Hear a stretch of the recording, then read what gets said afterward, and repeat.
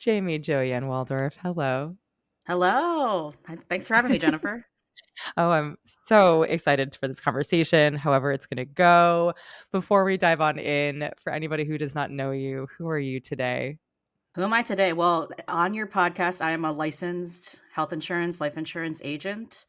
Some people might also know me. I am a theater producer, so I've produced Broadway and off Broadway regional shows. And I also just started an HR consultancy business. So I do HR consultants engagements for nonprofit arts organizations for Broadway. So I do a lot of different things. But on this podcast today, I am your licensed insurance agent expert. I love it. Honestly, though, in some ways, I feel like we're going to probably bounce between other of these hats. I feel like there's no way you fully strip them, I would imagine, from your identity as you navigate through the various hats that you wear. But maybe I'm wrong. No, and I think that at least for me, my HR work informs my work as a producer, the insurance industry, and helping people navigate, uncertainty. That certainly plays a lot into what I do for my HR work. So Yeah. it all is together. I'm curious how you came to all of the work. So that would be the producing, that would be the HR world, that would be the insurance stuff. Like, how did this all converge? How did it all begin? How did you find yourself in this particular path of the arts?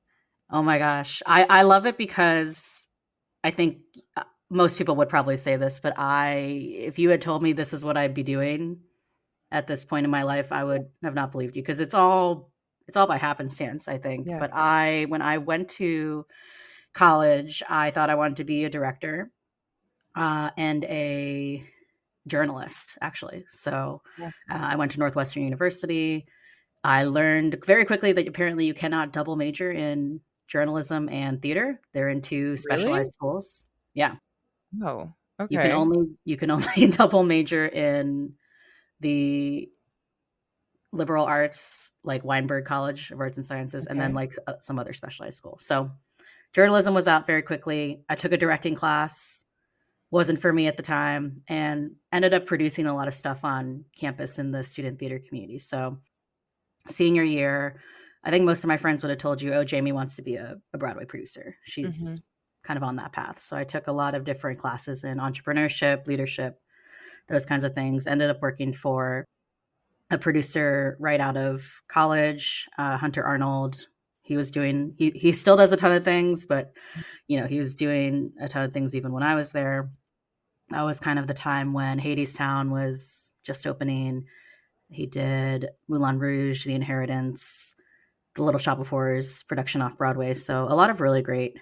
productions and um, a lot of things that I learned in that job. But like most arts jobs, I was making, $40,000 or less, I think, Yeah. at the at the time. My parents were helping me pay my rent, Yeah. which I think I said to myself, I didn't go to college and get a degree for my parents to help me with my rent. Yeah. And I love the job, don't get me wrong. I, wouldn't if I went back, I would still do it. But I Mhm. think at the time I had actually gotten through that office an opportunity to co-produce a Broadway show, so raise some investments. And I Okay. had raised investments on Frankie and Johnny in the Claire de Lune. I don't know if you got a Amazing. Yeah, chance I to saw see it. that. Yeah. Oh, Yeah. great. Great, Yeah. great. With Audra, that one? With Audra Yeah. McDonald, Michael Yeah. Shannon. Yeah, it's great. Yes. So I was on that show. That was my first show that I raised investments for. Okay. And I think I learned from there, okay, if I want to at least do the co-producing part of Broadway, I don't need to work for a producer for my 9 to 5. Mhm. So I had thought about doing HR mostly because I was missing interacting with a bunch of people. A lot of producing offices are like you and the producer. Hunter's was actually a little bit bigger. I think it was 5 of us, but Yeah. still it's hard to have that kind of culture in such a small office. So I was craving more interaction with people, and I knew that HR had a lot of organizational skills that I feel like I could transfer over. So I ended up applying on a whim for a job at the New York Times as their Okay. onboarding coordinator, which was funny because this was in, I think I applied December of 2021, or no, December of 2019. Excuse Wow. me. So December 2019, it took them a few months to hire me. So I ended up being hired Right February, before COVID. right before COVID. My first day, I think, was March 9th, 2020. Oh, yeah, I remember that's a Monday. That was a Monday. Literally, Yes, yes. these days are, like, etched in. I know that for a fact just because we were on layover from Dan's visit, and I was in New York, and I was taking agent meetings, and I remember going to these meetings, and nobody knew whether we could shake each other's hands, and I remember flying out that Tuesday morning, the 10th, back to Pittsburgh, which is where we ended up, like, shutting down tour with, I think I was wearing I think they might have given us gloves and stuff. Like, they had given us stuff to, like, make sure, like, at this point, because no one really understood. I know exactly. Yep, March 9th, cool Monday, great.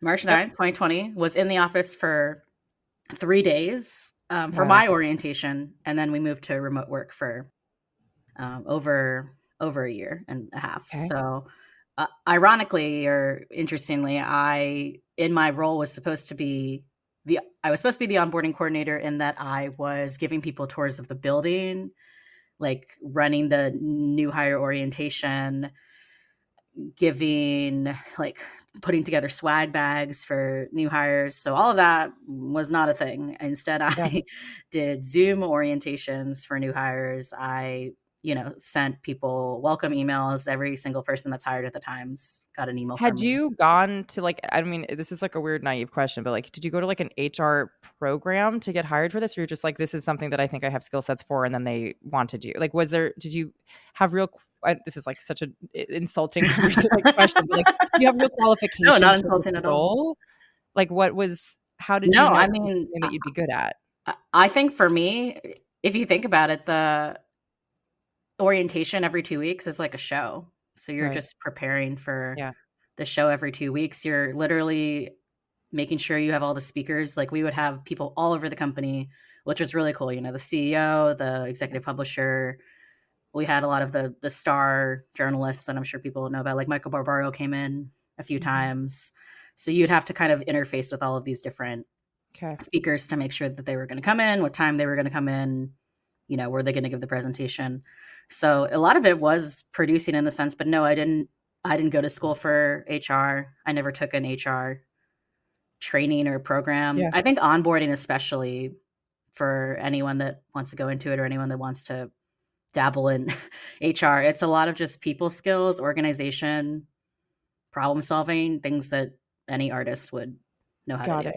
So you were there for a year in a really wild time, and then how did that transition into insurance? Into insurance. Well, actually, I was there a year and a half. I did both the onboarding coordinator position, and when I got bored of that, I did an HR project manager position. So I got to know Okay. a lot of different departments. I ended up working in HR for a startup after that. And in that startup, I did a lot of benefits and payroll. And at that point, I was giving all these presentations on, how to enroll in benefits for your open enrollment. Here's health insurance 101. And for me, I learned I liked talking about insurance. I'm probably, again, one of two people on the Few. planet that Yeah, one of few. One of few. yeah, that doesn't mind talking about it. Well, I'll tell you this story because this was before I got off my parents' insurance plan. So I was still on my parents' insurance plan, and I was looking at our explanation of benefits for something. So I told my dad, "Hey, I think this is not correct." And he just said to me, "Oh, I never look at those things. Like I just pay Yeah. Yeah. whatever, like I Correct. don't I don't understand it." And I don't know, to me that just seemed really sad. Like I was like, "Oh, I never want to like be in a situation where I don't understand like where my money is going, what I'm paying for." And maybe other people's reaction to that, probably most would be like, it's fine. But I like did a very deep dive into insurance and understanding it. And I think by giving presentations to people all day of the company and helping them through their insurance, I sort of figured out that I like talking about it and I'm not bad at talking about it. And I remember when I bought a life insurance policy from an agent, and I read like all 150 pages That's wild. of That's the really wild. policy. And I asked her these questions, and she was like, "Oh, I don't know the answer to To the woman who was these." giving it to you. She Yeah, was the like, woman "I that work here. This is something that I give out on a daily basis, and I've never read it." I love that for everyone. That feels really good. Feels Yes, really yes. good. Wow, okay. So this was something that you were like, "I have a proclivity for this. I think I might be good at this." And then what does one do to become a life health insurance licensed person? And then, like, what does that actually entail in terms of your day-to-day? And then I'm gonna have 1,000 questions about how insurance works. Excellent. I love it. So I had thought about going into the insurance business because at the time I was still at my startup job in HR. I was doing a lot more producing stuff, and I was getting to the point where I was kind of getting ready to leave the company, maybe go back to theater, but I wasn't, like many people, making money from the producing part Yeah. of theater. So I was like, okay, how am I going to pay the bills? And I asked the woman who sold me my life insurance policy, I said, "Oh, do you like your job? You know, And she was do like, you "I've never in my life been asked this question before. What is what is happening?" Yeah, or, "Do you feel like I would be good at it?" And Yeah. obviously she was like, "Well, you read every page of Yeah, the you life did my insurance job for policy, me. Yeah, you so." literally have done my job better than I did. So I think you've already had my job. That's actually how this worked. In this conversation, we've swapped now. Thank you. I'm giving you a life insurance policy. Yeah. Yeah, so she was very helpful and, um, basically got me onto her agency. I ended up actually not staying at that agency because they had no products in New York. And Huh. New York, we'll talk about this probably later in the podcast, but it is Yeah. a hard market for Mhm. specifically individual insurance. I think most people would tell you that there's no money to be made in the individual insurance market in New York. I would like to think that that is not true, and I will be maybe the one to do it, but, we'll see. Great. I Yeah. they say I'm wasting my time. They say that I take that as a challenge accepted. Yeah. Yeah, yeah, yeah.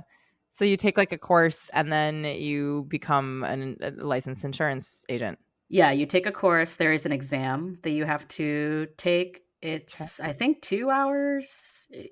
Um, it's not that's I mean, if you're a good student and stuff, it's really not that difficult, but you go to, like, a a building in New York. Like, there's a specific building you would schedule at, and there's all these people taking all these other types of exams there as well, like legal exams, CPA exams. Cute.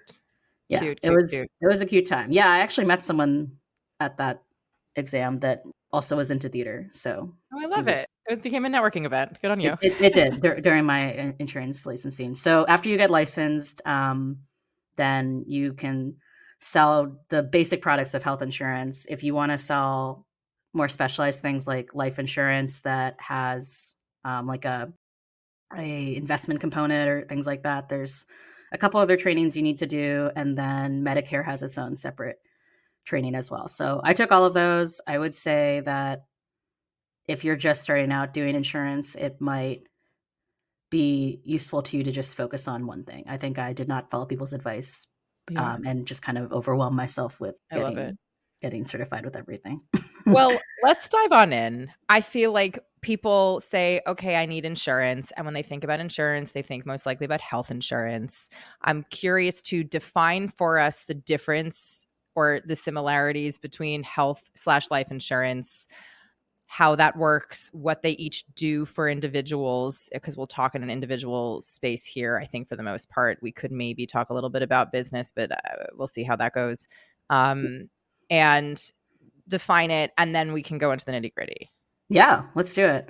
Well, health insurance, I mean, most people have it or have encountered it in their lives. It used to be, I guess, illegal to not have it. There's Mhm. no longer penalty, Is I that think, true? for I think when they first passed No, that Obamacare, it's there no long was really? Huh. no, I don't think there's no, like, financial penalty anymore to not having it. At least Wow. in some states. I might need to check if it's a thing in New York. I don't think you need to technically have it. I know many people that don't have it, so Yeah. But I always thought that that was just, like, people, similar to people who, like, kind of thwart their taxes a little bit, and you're just kind of running the risk. You know what I mean? Like, I in my brain, it's like, who's really paying attention to the details, and that's the risk that people are doing, but that you actually legally did need to have it, and people just have not. But that's an interesting note. Okay, so Yeah, there's I the don't high recommendation for you to have high it. recommendation. I think maybe legally not required anymore to Okay, take a look at that. okay. Um, but health insurance is really there to mitigate the costs that you pay for any kind of healthcare that you go to. So you get sick, you go to the doctor. Generally, that visit, if you had no insurance, might cost you, if it's just a run of the mill visit with a urgent care physician, could be anywhere from like $300 to $500 if they did blood work. Add another $300 to that. So it can really add up. So that's why people get insurance. Is insurance is a way to basically pay less for medical bills. Life insurance is, I would say, protecting those around you in the event that you are not here anymore. So if you have people that rely on you for an income, it's there to help replace that income in the event that you pass away. So a lot of people will get it if they have a spouse, if they have children, obviously, things like that. And life insurance is pretty common to come with a employer plan. Like a lot of employers will pay for a very basic life insurance policy for you that's like one times your salary. And then I'm other definitely a lot muddier on what that is. I think mostly because, as artists, we tend to be more freelance based. So like yeah. is somebody does it behoove somebody to think about life insurance only when there are dependents involved, or is it something that one should be thinking about and dealing with prior to that? Well, I think most people think about it once they have dependents involved. It is something you might think about if you have a lot of debt to Why? your name. So if you have a mortgage to pay off, if you have, student loans to pay off, because Oh, someone is because gonna somebody else is going to have to inherit that. yeah, someone's gonna inherit that debt when you pass away. So whether that's your parents, someone else, just think about how much that debt is and how that's going to be handled at some point. There are certain forgiveness programs. I don't know too much about that, but some debts they really come after you, even if you're even if you've passed away. So just It's wild. And yeah, so the life insurance policy, because I feel like we won't get as involved into this in my mind because it's, sure, I think, sure. but the life insurance policy is one that, similar to health insurance, you pay monthly and that God forbid something were to happen, then it covers you and you just kind of pay that in perpetuity until you pass. There's different types of life insurance. There is probably the most common that I would suggest for most artists is a term policy. So you can get anywhere from a 10-year term policy to a 30-year term policy. So that basically means, okay, I'm going to pick a life insurance policy. Let's say I pick it for 30 years. That means that policy is going to be in effect for 30 years. If I die in those 30 years, cool. It's or not cool. Like that'd be very Yeah. sad. But like Yep. you it would pay out the the benefit, which benefits can range anywhere from as little as like $10,000 to as much as like multiple millions of dollars. It just And depends. that's dependent upon your premium, dependent upon the life insurance policy that you purchase. Yes. So obviously, something that's a higher benefit is going to cost more, the premium every month. And it also somewhat depends on your health risk factor. So life insurance policies do what they call an underwriting process, most of them. So they will classify you as, I mean, how risky you are to the insurance companies. So if are you someone that does uses tobacco? Are you someone that has like a chronic illness or disease? Are you someone who's like overweight? These kinds of things. And not to say that if you have any of those things, you're not going to get insured. It's just putting you in a different class and a different pricing model. And the model of this is different in that, like, it isn't dependent upon how many assets or finance, like, or your financial pot. It's just dependent upon how much you want to pay for it. And That's then I that's guess where you correct. And qualify. most Okay. yeah, and most people, I mean, most people if they have a large asset class, that also would factor into like, okay, if I have, if you're lucky to have $1 million in savings, then yeah, maybe you don't need a huge life insurance policy because if you pass away, the savings are going to be there for whoever is coming after you. If you don't have a ton in savings, maybe it would be useful to have a more generous policy.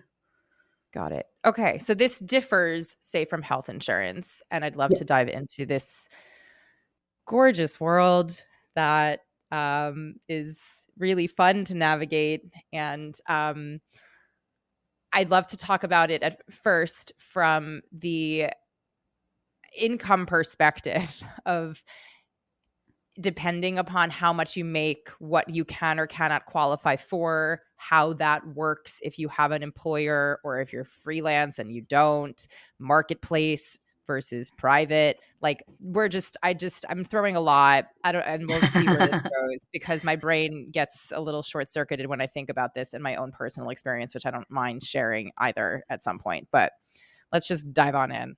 Yeah, let's dive in. Let's do the easy part because it's more straightforward. But if you're employed, if you're lucky to be employed full time somewhere, or you're with an employer that offers you health insurance, you're not on the freelance life full time. So Mhm. that generally is going to be very, I won't say very affordable, but it's going to be cheaper than any option that you get by yourself.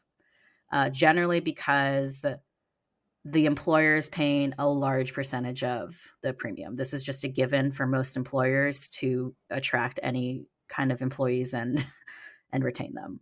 So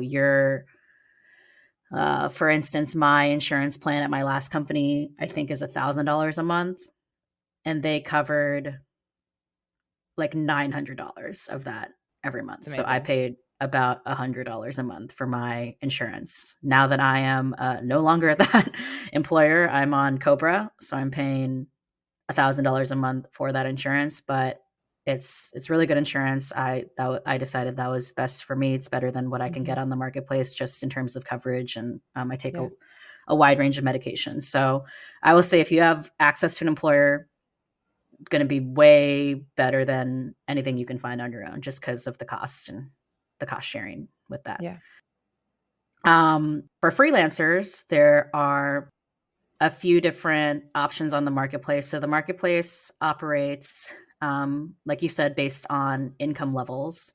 So if you make under a certain amount of money, then you might qualify for what they call an essential plan. So an essential plan on the marketplace is basically a $0 premium. So you don't pay any money for the plan, and it covers a bunch of different medical services and procedures at a very, very low cost. So essential plan is basically New York's version of Medicaid, Mhm. those kinds of things. So if you are a freelancer who's just starting out, you really don't have much income, if at all, coming in, it's very likely you're going to be on the essential plan. So I always say insurance actually on the marketplace is great if you're not making a Yeah. ton of money. Well, that's the thing that and I don't mind talking about it. I was very privileged that with my band's visit insurance, I'll go like double back a little bit. And at the time it was pre-equity, like minimizing how many weeks, which also minimized how much time you would get to be on their insurance. I Yep. had almost, I don't know, 10 plus months of insurance, backlogged from band's visit, which happened to start that January of 2020 for me. So I had it all through the entire year of 2020. And then because of Cobra kicking in with pandemic relief, I ended up having it for, I want to say, another 6 months or almost another year. And when that lapsed and I needed health insurance, I was overwhelmed, as I think many are. And I called the Entertainment Community Fund, this guy named Vincent. He's amazing. Yeah. Great And I was like, organization. yeah, incredible organization, totally free and accessible for us artists. And they're there. And I think we often forget that that's like a resource that we have. And so I reached out, and T and I had many conversations, and he walked me through on the back end of the marketplace. Yep. And I was privileged enough that I was making more money than no money, but I wasn't, racking in a gazillion dollars to be, getting incredible insurance. And I fell in this bracket that was the worst. It was the worst because it was too Yeah. much for the Medicaid option and it was too little for good insurance. So I was paying, I want to say, almost $500 a month for an insurance policy that didn't cover my chiropractor. It didn't cover I have an ankle doctor. I have my therapy. It covered none of the actual like medical expenses that I was procuring every month. None of them. So in addition to my $500, health insurance, I'm shelling out from my own pocket every single month. That year of finances for my insurance were unsustainable. And so Yeah. not this year, but like the year prior, I called up him again and I said, "Hi, friend, we're not going to do that ever again. What else is possible?"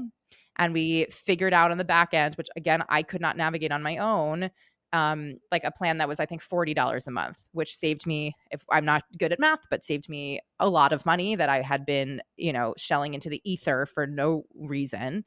Yeah, yeah. And, I just, so for me, even the navigation of the marketplace without a person who knew it was desperately overwhelming. And I didn't quite understand what was possible within where I fell. And even the nuances of within the essential plans, what is possible and the gradient level between all of it. So I'm curious to kind of unpack that. Let's say somebody doesn't have access to you, or for whatever reason they decide not to call the entertainment community fund, or there Sure. isn't somebody else who knows how to do all of this. How is one navigating that marketplace and actually knowing what to do when one is dialing something up or down based off of the things? Yep. And if you do it in advance, what happens on the back end with taxes and like all of this? Yeah, absolutely. I will put that caveat though with saying if there's no reason why you shouldn't call the entertainment community fund. They're great. And also, most people don't know this, but insurance agents, you don't have to pay them for any of their help. So they get um, paid by commissions from the health insurance companies. So if you work with any agent or if you call me, my help is completely of no cost to the people to help you navigate the space. But let's say I you love are this. a self-reliant individual, you're like, I don't want to talk to anyone. I would just like to go Yeah, on I'm an the introvert. market. Nobody needs to speak to me ever. Yep. Yes, 100%. yes. You would go on the marketplace and you would first put in your expected income for the year. People should know that this is an estimate of how much income you're going to make. It is probably best to underestimate if you kind of don't know how much it's going to be, because this is going to determine how much of a subsidy, how much help the government's going to give you in paying your premiums throughout the year. So really what a insurance, it's called an advanced premium tax credit. And really what that is instead of giving you all that money at the time you file your taxes, the government is saying, okay, we're going to help you throughout the year by just making your premiums lower. So that's all that is. And it is determined by how much income you make throughout the year as estimated by yourself. You might, of course, need to like prove something if the marketplace asks you to. So just know that, like, don't be going and like Mhm. making up wild numbers. But Yeah. yeah, you'll go to the marketplace, you'll put in how much income you make. It will tell you how much of a subsidy you are eligible for, and then it's going to show you all the plans that are available. Something most people should know about any kind of marketplace insurance, especially in New York State, is none of the plans are a PPO plan. They're all going to be um, HMO or EPO plans, and I'll explain what that is. But basically, HMO and EPO plans mean that you are going to be wedded to whatever network the plan is that you select for that enrollment. If What you do are you mean? coming, so if you are, say you select a United Healthcare Mhm. EPO or HMO plan, I guess it would be an EPO plan. Um, EPO Do those stands for things mean, yeah, I was gonna ask you, like, what do they mean? yeah, yeah. EPO stands for exclusive provider organization, and then HMO stands for health maintenance organization. So basically, an HMO is when the insurer is the same as the medical network. So something like a Kaiser Permanente, it's like they're your insurer and your doctor also. As in you would go only, if we're talking about United Healthcare, you would go only to United Healthcare facilities for your coverage. Yeah, I mean, United Healthcare doesn't own facilities, but like you would Right. go to United Healthcare like network Doctors. Yeah, networks, doctors okay. So for it's that like coverage. it's basically when we say, like, in-network, that's what we're referring to. Correct, correct, absolutely. Okay. So that's an So HMO and an EPO. EPO only in network coverage. They have no out of network coverage. So if you're coming from an employer plan that offers PPO, which is called Preferred Provider Organization, all of those plans generally have some sort of out of network coverage. So if you're someone who goes to a lot of specialists, you live in like a very rural area, which I guess wouldn't apply to New York, but some people like PPO plans because they like the affordability and flexibility of choice. And it Uh, allows you, I would imagine, say if you're, on contract and you're, and I guess this is also maybe a secondary question of just like if you're getting a New York plan versus, a plan that allows you to go elsewhere. But if you're, a New Yorker who gets a New York plan, but then you're working on contract in Connecticut and you don't have access to your, HMO people, I guess the PPO would only allow, like the PPO would let you go to the doctors in Connecticut, or is that like a totally separate conversation because you're actually out of state? Oh, that's a good question. So again, a lot of the marketplace plans for the EPO and HMO, a lot of those are very wedded to the state.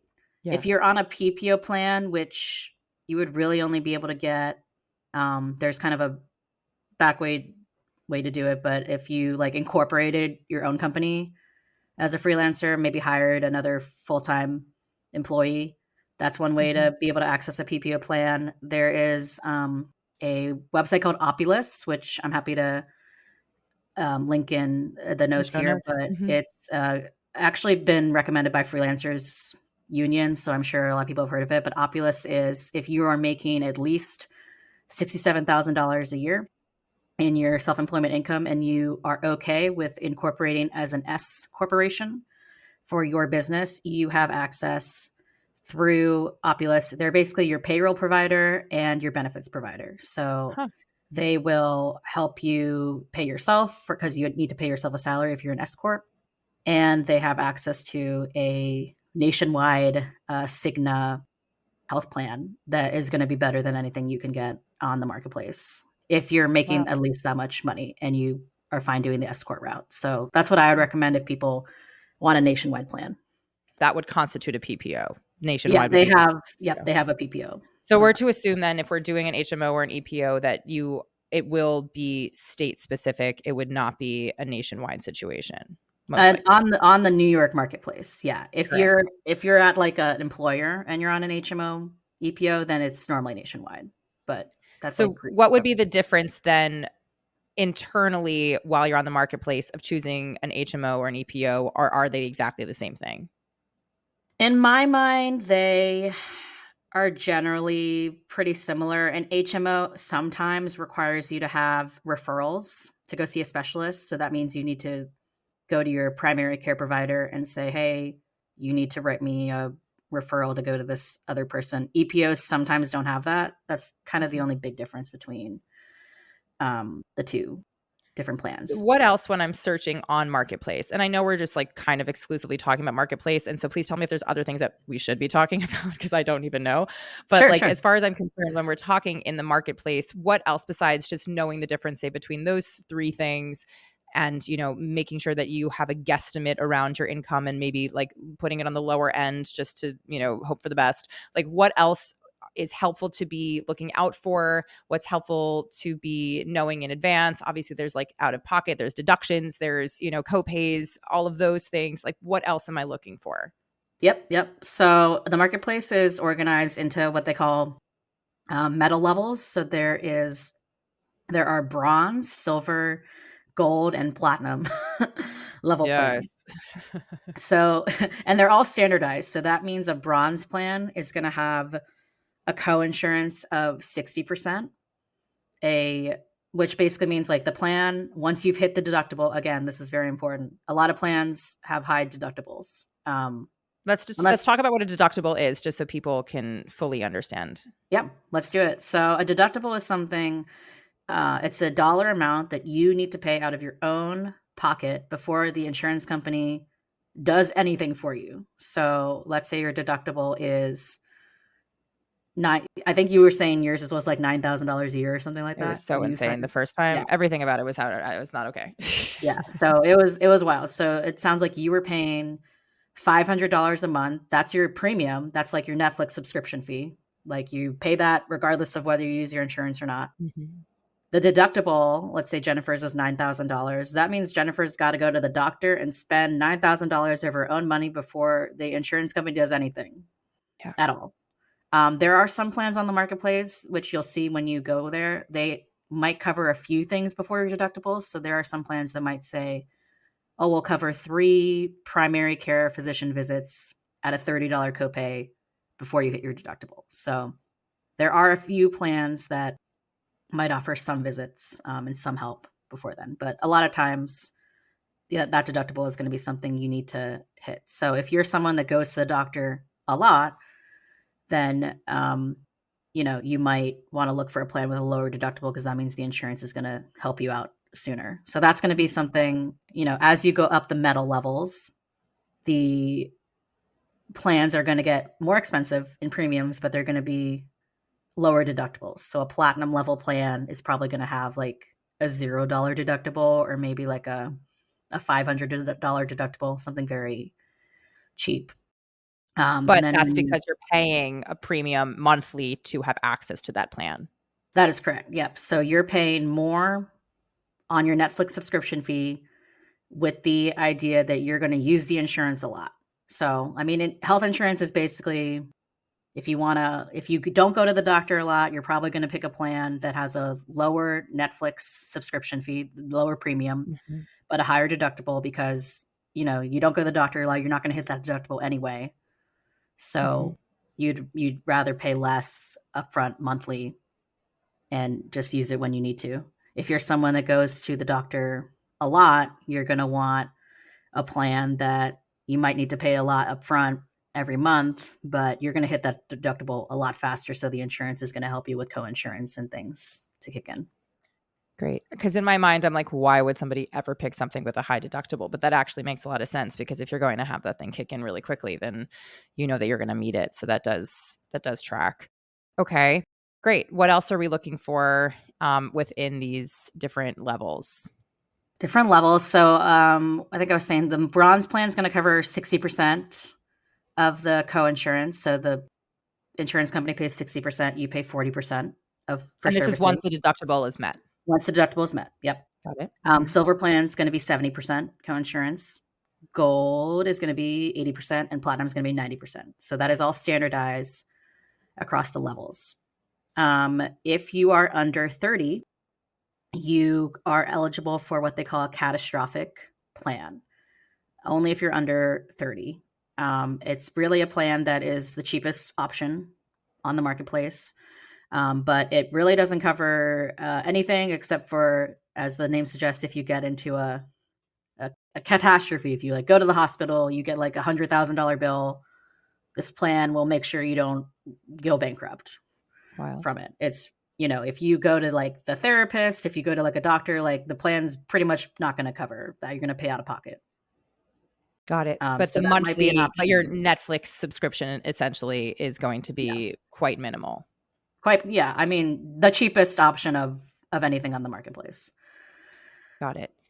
And what in terms of the brackets qualifies you for the like essential plan Medicaid version of I'm paying basically nothing monthly versus what the threshold of then all of a sudden you no longer qualify for that? Yeah. So I just looked it up. The essential plan, they actually just expanded it in New York. A Expanded few more meaning people what? can aka like more people are eligible for it than used to be. Like they Okay. upped the income threshold. So Okay. it's still like not great, but if you are making $30,120 or less yearly, then you would be eligible for the essential plan, which means basically you're going to have a $0 premium that you're paying with pretty solid medical coverage.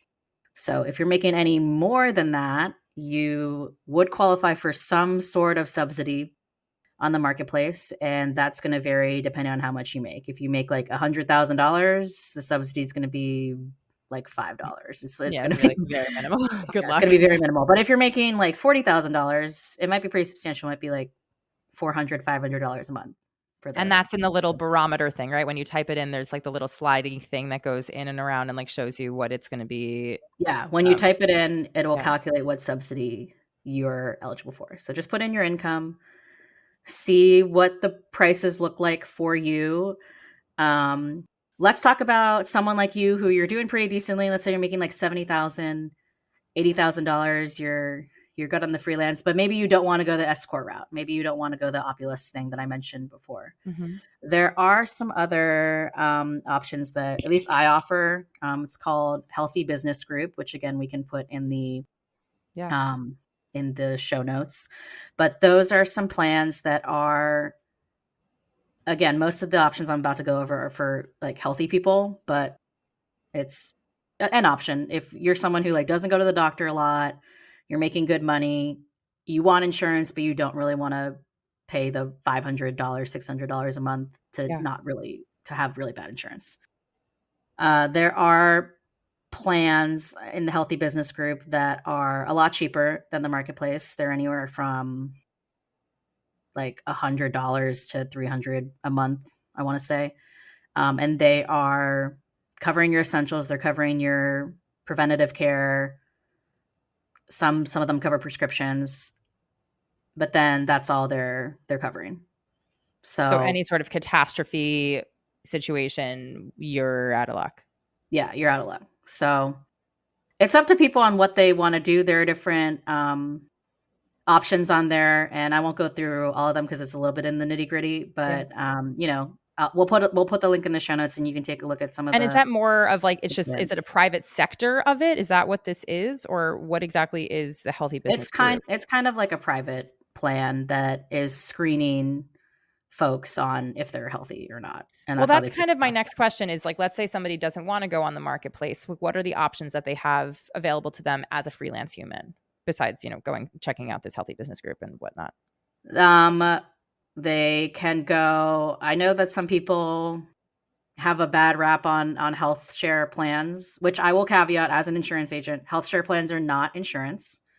I What will are preface they? that saying. So health share plans, if you haven't heard, they're normally associated with like religious groups because a lot of health share plans were originally started because we don't want our insurance to pay for like abortions or like things Wow. that were like in um in conflict with the religious beliefs. So a lot of Okay. health share plans were started by these religious groups and values to mimic those things. But basically, a health share plan is something you pay into, similar to insurance. You might pay like $100, $200 a month into the health share plan, but then in return, you as a pool of people help pay for each other's health events.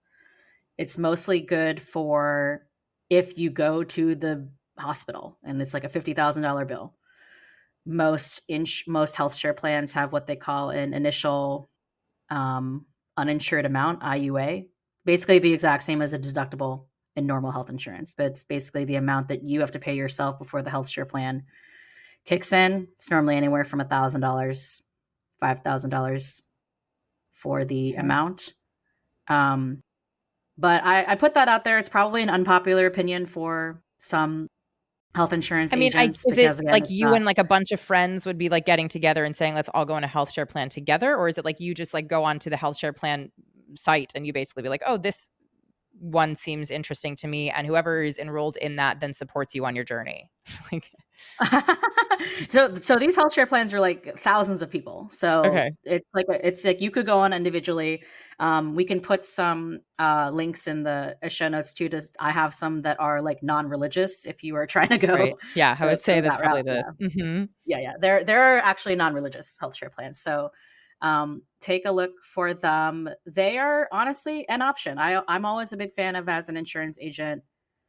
If the regular insurance on the marketplace is really not cutting it out for you, and you're someone again who like really goes to the doctor a few times a year, you maybe have like one prescription, two prescriptions, like maybe something like a health share plan would be more cost effective for And you. just to better Or understand this again for myself is that the benefits of a health share plan is that you have other people who are in essence subsidizing your financial burden when and if something else is happening, but you are still paying said premium upfront to have access to that benefit.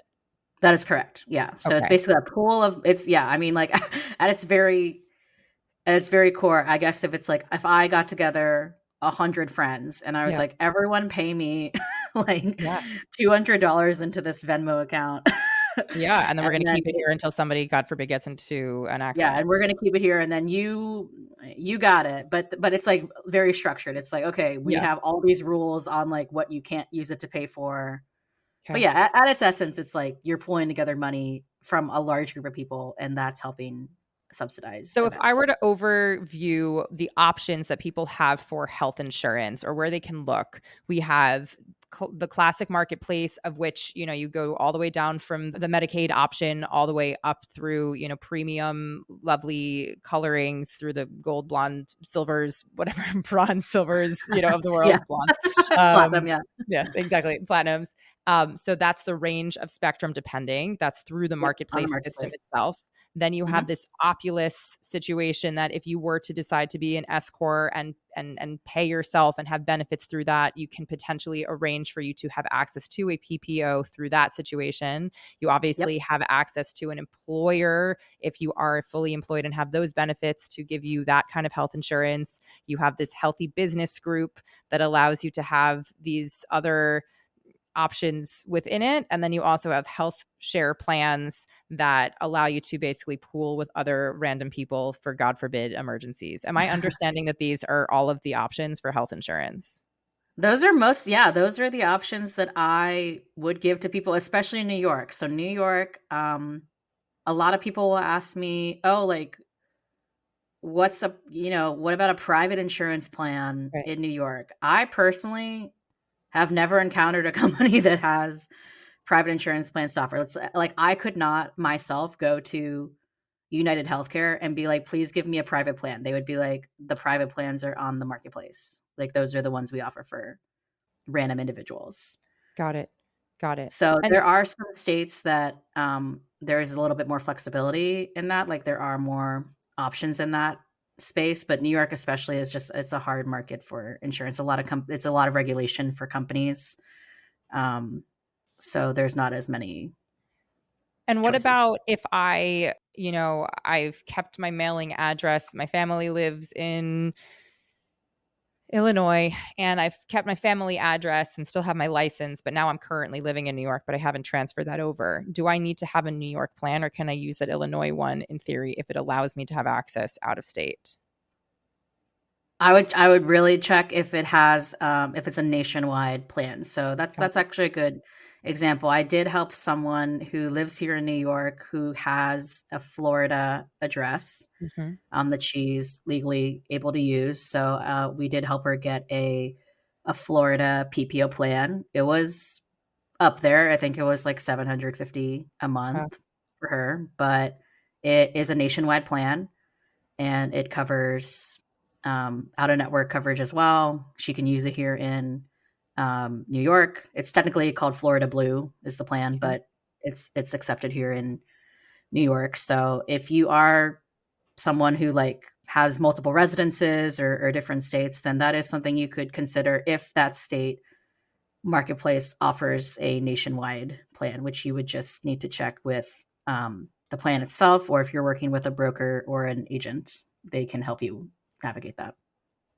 Is there anything that I did not ask about this world that I don't even know to ask that I would be remiss not to have asked? Ooh, that's a good question. I think my big advice for people is at the end of the day, insurance is just about trying to mitigate your uncertainty, right? Mhm. Insurance companies thrive on people not knowing what they're doing. Like that's the whole Yeah. thing. A lot of people in the world are overinsured, they're underinsured. Actually, a lot of people are overinsured. They have like too much insurance. Well, Or that's they're I think what I underinsured had that because they first don't year. I have was like, "What is the," and I mean, it was too much insurance, but it didn't cover the things I needed. Like, it was yes. misaligned with what I actually needed to have. Absolutely. Yeah. So and that's how these companies and I don't know, maybe I shouldn't be saying this as an insurance agent, but like, insurance as a whole, it's confusing to be confusing. Like they want you to be confused so you're not really picking the plan that's the best for you or you might be overpaying. And so if you're someone who like There are people I run into, they're like, "I don't even think about insurance. I, like, throw a dart at whatever Mhm. plan I wanna pick." Like, that's one way to do it, but I think the best thing you can do for yourself is, like, take some time, look at the plans, see which one you think might be best for you, and then, like, assess, right? After every year in the marketplace, you have an open enrollment period, so you can switch which plan you're on, or you can, change things up. So if you had an awful year like you did on that plan and you're like, Yeah. "Cool, we're never doing that again," you can do something about it and Yeah. and change it. It's about, like, self-reflecting on, like, "Okay, did this plan work for me? Is there anything better out there? What are my options?"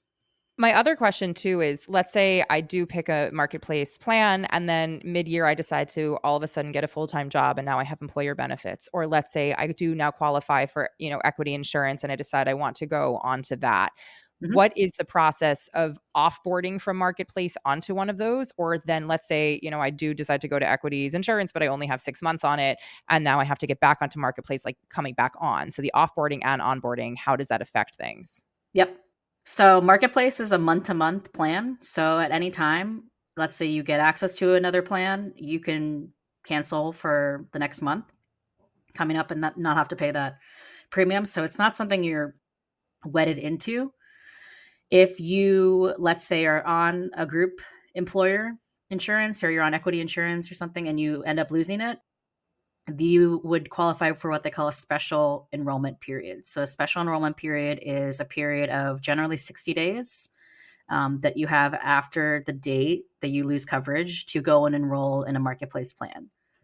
So just know that, let's say if it's been like 4 months and you didn't get around to to getting insurance for yourself, you might be past your special enrollment period. So it is important if you're losing coverage to do something about that And within that allows you to go into days. marketplace like mid-year, mid-time to like Yes. to get enrolled. That's what that is? Yep, correct. And then Okay. everyone, regardless of who you are, where you've been, whatever you want to do, everyone can enroll during the open enrollment period, which is generally October, November to January of each Got year. it. And so if you miss that period of time, the open enrollment time, and all of a sudden Mhm. you discover in April that you need to have insurance differently, is there some sort of back end exception that has to be made? Like what do you do? That's hard. I think in a lot of states there are something called short-term medical Mhm. plans. They're actually there's the Biden administration just came out with new regulations on that where it actually needs to be limited to shorter terms. It used to be people could get those plans for up to a year or 2 years, Mm. but now I think it's being limited to 3 months, 4 months. But short-term plans are actually not a thing in New York. But if you happen to live in another state, then those are plans that you can get just for a couple months. If you're in New York, it might be worth looking into one of those, just like healthy business group plans, something like a I don't know, like a Galileo that does like telemedicine for a fee. I forget some other ones, but there are a lot of like tech companies that have telemedicine platforms that you pay some kind of subscription fee. Again, those are not insurance, but like something that gets you access to medical care help until you are able to enroll is Got it. something to look into. This was super helpful.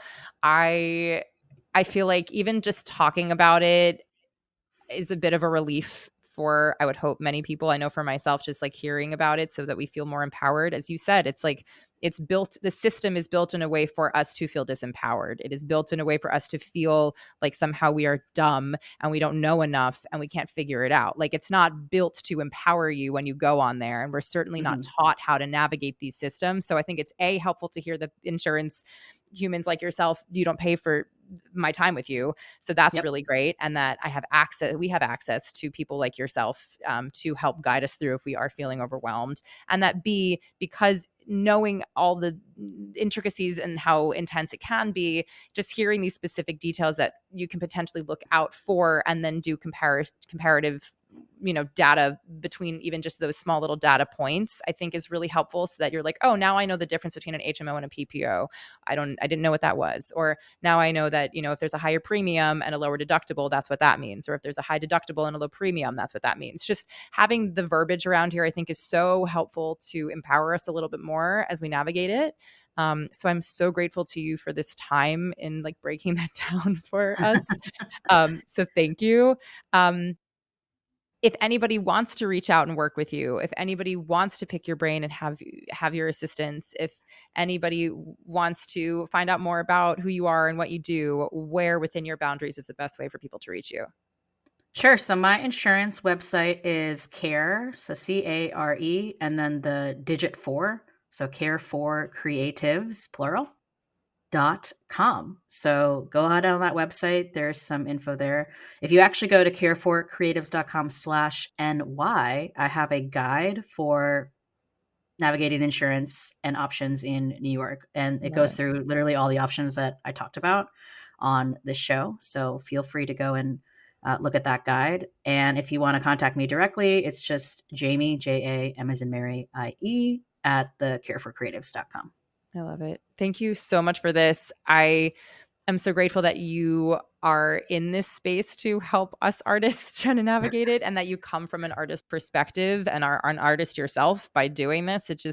I think it allows for us to feel a little bit more cared for, which is already in the name of your business, but allows There we us to go. be a little bit more cared for, because it can feel really overwhelming. And certainly in the niche that it feels like we are in as artists, it's not just navigating this, as just a human. It's somebody who is a little bit more, I say this with like all the love, like a little more volatile and unstable in the way in which we all live our freelance lives. And so thank you for making it feel a little less volatile and a little less unstable.